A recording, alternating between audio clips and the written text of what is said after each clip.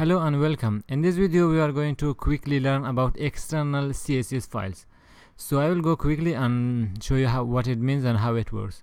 As you know, when you write a lot of CSS, you must have a separate file for your CSS. For now, we just open our style tag here and we write our style here. It is okay for small projects, but as your project grow and it will become large, you have 1000 or maybe 5000 CSS file. If you put it here, it will become a mess in your HTML. That's why you can completely write your CSS in a separate file. That's why if you come here, you can write you can create another CSS file and then link it here.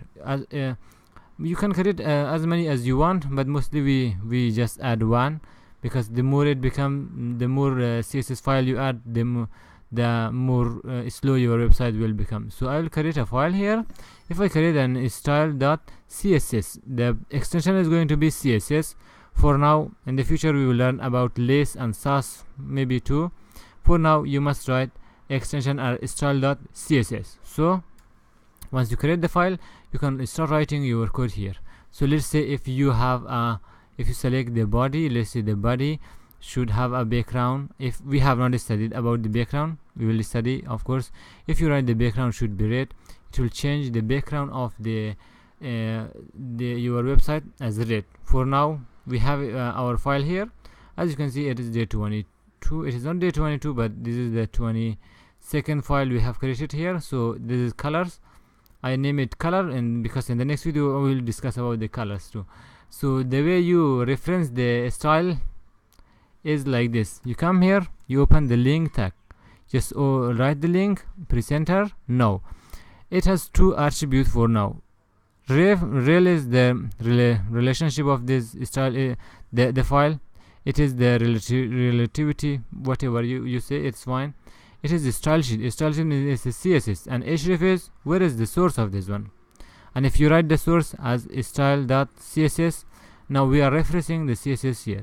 So if I open my file in the browser, I will go to the desktop, web design. It is day 22 colors here. If I open it in the browser, as you can see, the background color is red because we have not written the style here. Now you can completely remove the style tag here. You can start writing your code in a separate file. This way your CSS will be separate and your HTML will be separate.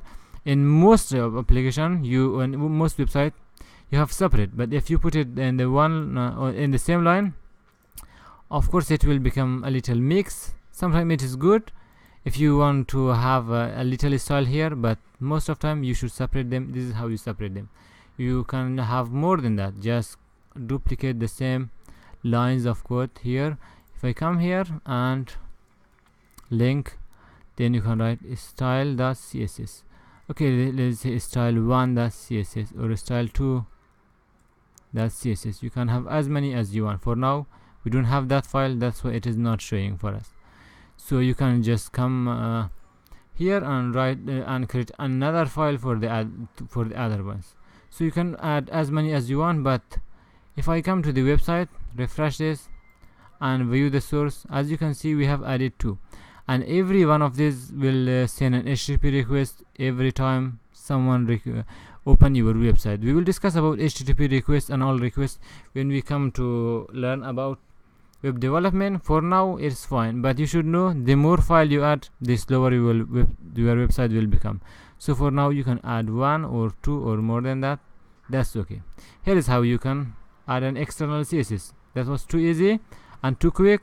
In the next video we will learn about color. So I hope it has been informative for you. If you have any question related to computer science, related to programming, related to web design, feel free to comment below the video and I will answer them. And thank you for watching.